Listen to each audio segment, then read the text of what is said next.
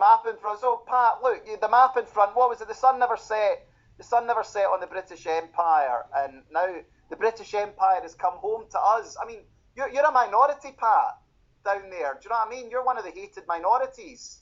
Well, I will tell you now, right? What I haven't looked into detail into this ONS figures, but from what I understand is white British people are now 36% in London. Is that correct? It's a 36.7, I think. Right. So the people I blame for this, I blame Nigel Farage, people like David Curtin, Heritage, Lawrence Fox, Reform UK, Richard Tice, Rebecca Jane, whatever her name is, UKIP. They are proud that they stopped the BNP who were trying to prevent this happening in a civilised and democratic way. And not only that, they are still enforcing this hatred for white people by banning ex-BNP members from joining their parties. Even John.Lawrence, the leader of our party, the National Housing Party, and myself are banned from joining these anti-white parties because not only are we overflowing with immigrants in hotels, literally overflowing at the seams, like it is an absolute epidemic, those parties I just named still say we must have more immigration, controlled immigration, we must accept refugees. And these are the parties who are to blame because they were the ones who stopped the real party who could have made a difference, and then the BNP could have put pressure on the Lib Lab Con to have a stop immigration policy. But because Heritage, UKIP, Reform UK are still promoting points-based immigration and more refugees into the country, this mess is going to get even worse quicker. So you trace this really back to when the BNP was becoming an electoral force, Pat, in the 2000s, and then it was basically taken apart by the establishment. As Nigel Farage said himself, he said his biggest achievement was breaking up the BNP. So, in your opinion, it was destroying that as an electoral force that allowed this to continue. Exactly, and Farage was on today, and he's saying, oh, it's terrible what's happened. You're the one who bloody created it. And it just makes me sick when he's down at Dover. Oh, look at these thingies, this is terrible. He said he's proud he destroyed the thing that would have stopped it in a civilised and democratic way. And it's just unbelievable that people are still supporting these parties. People have got to join a proper party with a stop immigration policy, stop refugee policy, like the National Housing Party. There is one or two others out there, but the parties I just mentioned, they are anti-white parties because they still got policies who ban people who try to stop what's happening.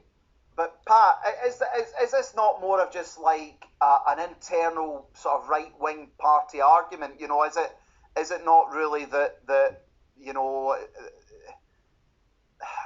I mean, I know what you're saying, and I'm very sympathetic to what you're saying, but like, do you honestly think like was it not? But then again, is it not just all part of a plan? Is this not part of a bigger plan, just to destroy this country? Like, no matter what happened, it just would have had to happen.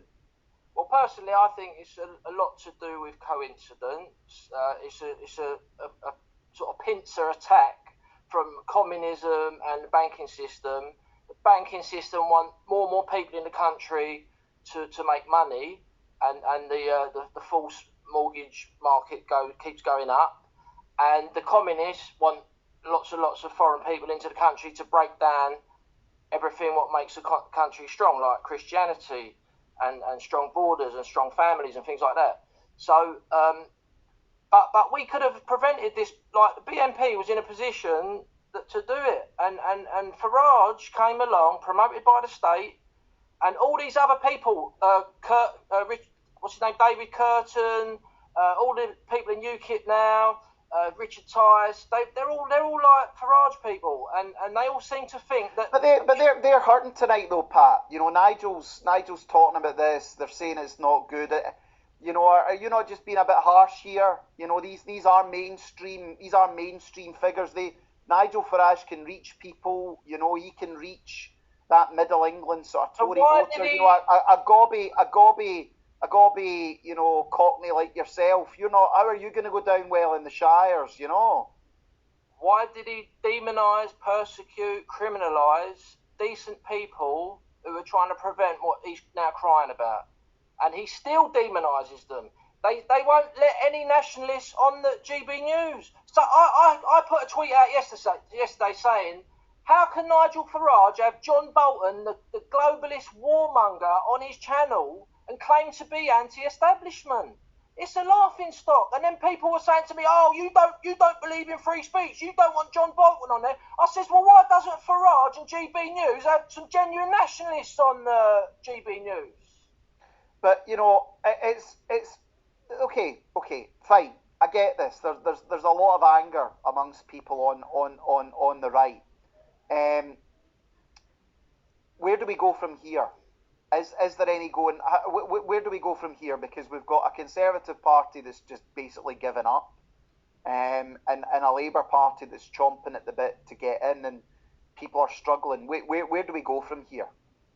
I mean, the biggest contenders are the Reform UK, but they're just the same as the Conservative Party. They've got the same policies what the Conservative Party are trying to do now. They want points-based immigration. They're going to continue to accept refugees, and you can't control it. When are they going to get it in their thick heads that they need to stop all of it? We need to stop giving out citizenship. Look, UKIP had in their manifesto in black and white, we support the 1951 Refugee Convention, all the way up to the referendum. And I kept telling people, the dinghies are starting, this is how the people are going to get in our country now. And Farage, he won't admit it, that he's made a massive mistake by continually saying we must accept refugees. He still says it now. Well, what's your policy then, Pat? What would you do if you were in charge tomorrow?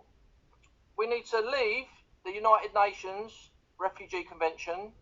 Then we need to pass a law to make it illegal to enter the UK on dinghies, a mandatory 3-year sentence. We would set a date in a year's time for the estimated 2 million illegals in this country to leave the country. If they leave by the date and they give their DNA, photograph and fingerprints as they leave an airport or a seaport, on condition they haven't committed a serious crime, they are free to go and banned for life. If they get caught coming in again, they're going to get 3 years. The people who don't take the amnesty, they will go to prison, do the 3 years, and they will stay in prison until they give their real identity and leave the country. Now, we'd have to build thousands of detention centres to deal with this problem, but eventually we will clear them out, and all those detention centres can be then turned into social housing for the estimated 1 million people in this country waiting for council flats now. That's our policy for the Dover situation. What about overall immigration? You still going to allow people in, or is that stopping as well? No. If people can go and look at the website, nationalhousingparty.uk, the immigration policies there, the refugees policy there.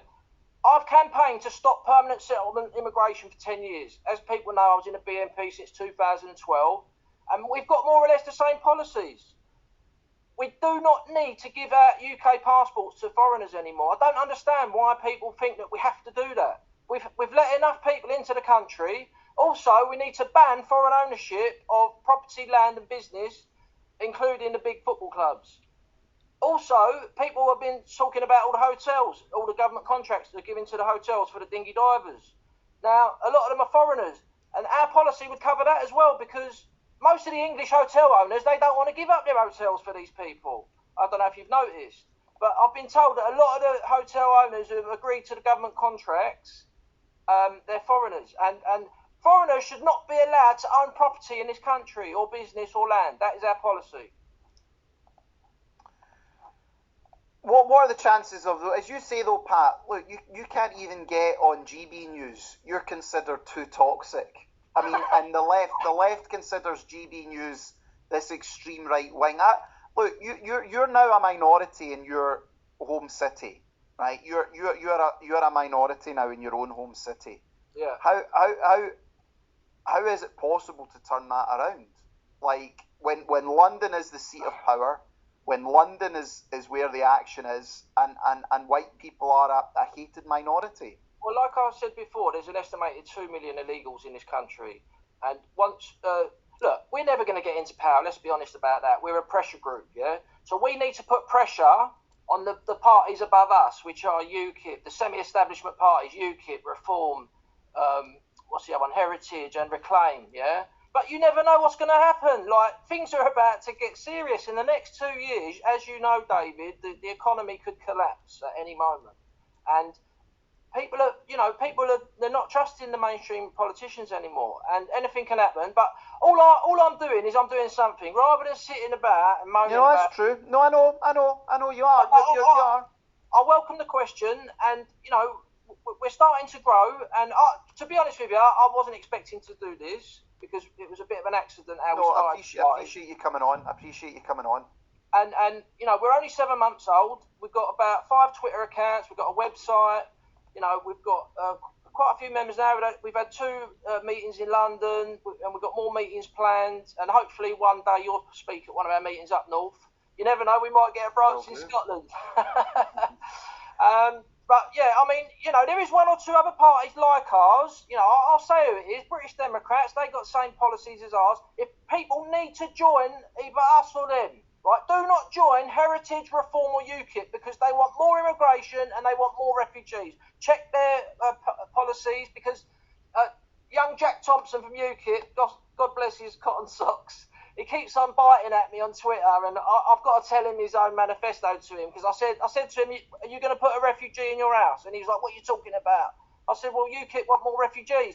Oh, you're lying now. Show me where this is. And I had to take a screenshot and show him UKIP want true refugees, more like they're willing to take in true refugees, yeah? There's no housing. There's no school places, yeah? People who are saying this in their manifestos, they need to be taking them into their houses. I mean, the thing is as well, Pat, looking at these maps, right, is there not a risk we are, and it is a balkanisation of this country? I mean, it's starting to look like the electoral maps in Northern Ireland. That's the thing about it. With basically people voting along racial lines. It used to be religious lines. Well, it is. It's a mixture of religious and racial. Is there not the risk of just pure balkanisation now? We had on Robin Tilbrook on Sunday night, and I argued that I didn't argue with him. I just stated the point. He believes in an independent England, but how could you have an independent England when you've got Manchester, Birmingham, London? These are completely, foreign countries inside part of your own country. Well, I'm completely against the breakup of the United Kingdom. We're a unionist party, and to be honest with you, these anti-British parties, they're pushing an anti-white agenda because they're attacking everything British, and this is what the school teachers are doing to our kids to make them feel guilty for being white, and it's an absolute disgrace. But what I would say is our party, I've been out on a campaign knocking on doors, and I've had lots of Africans, Europeans, South Americans want to vote for us, and obviously they can join as well if they want to, because this housing crisis doesn't just affect the indigenous British people, it also affects every other ethnicity. And this is how we can win. And at the end of the day, David, I'll be perfectly honest with your audience, we might not be able to prevent the indigenous British becoming a minority in the whole of the UK. Yeah, we might not be able to prevent that. However, if we can't prevent that, what are we going to do? Just roll over and let the Lib Lab continue to control education, health and defence and things like that? We need to get them out, whether we're going to become a minority or not, because there's still going to be around 45 million indigenous UK citizens, if you get what I'm saying. So, they even said in England and Wales now, there's still 47 million indigenous population? Something like that. So there's a massive chunk of people there. That's more than the whole of Scandinavia, that amount of people. So it's not as bad. And to be honest with you, I thought it would be worse than what they said. But this is just the official figures, though, Pat. That's the other thing as well. These These are the official figures. So what is the reality? And Pat, aside from that, and I point this out. Look, everyone's getting screwed regardless of race and religion. There's no harm in putting your own people first. But I want to talk about this. Like this is the Christian, right? Who identify themselves as no religion, right? And like you've got and I was really shocked by this. Now I've been very anti-Welsh recently, and I say that as a joke. But look at that in Glamorgan, Caerphilly, down where Cardiff and Swansea, like more than half. Like look at that, no religion, like. You see that, and the thing is, the only places with people who do have religious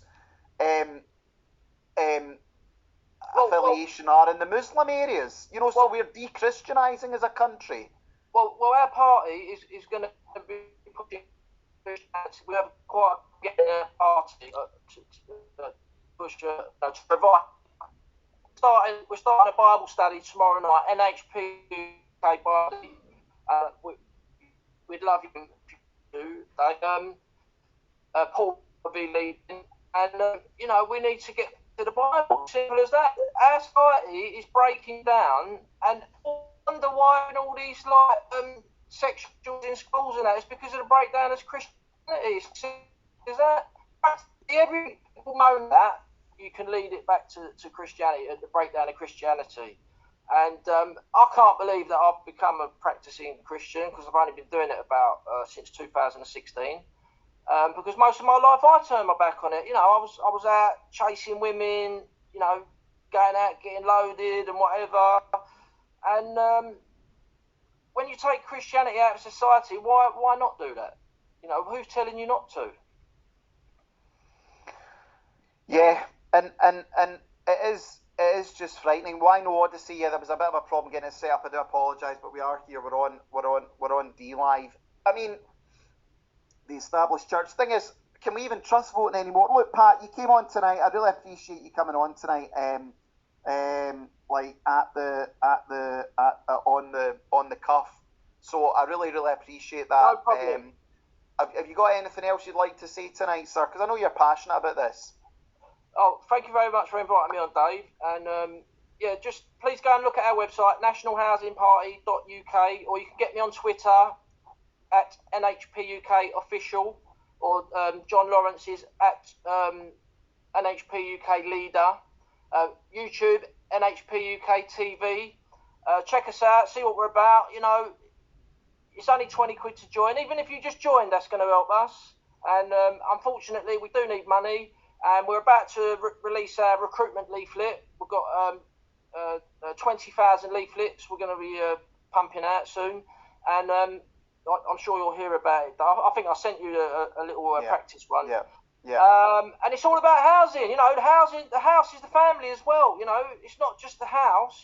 Strong family. We need strong families and strong borders to save this nation. And we need to keep the United Kingdom together, Northern Ireland, Scotland, England and Wales. And I think we can do it. I really do. We've got to keep fighting. We can't give up. Listen, That's Pat, right. Thank you so much for coming on. I appreciate that tonight, sir. And keep doing what you're doing. All right. Thank you. Cheers, Dave. Cheers. Bye-bye. Bye-bye.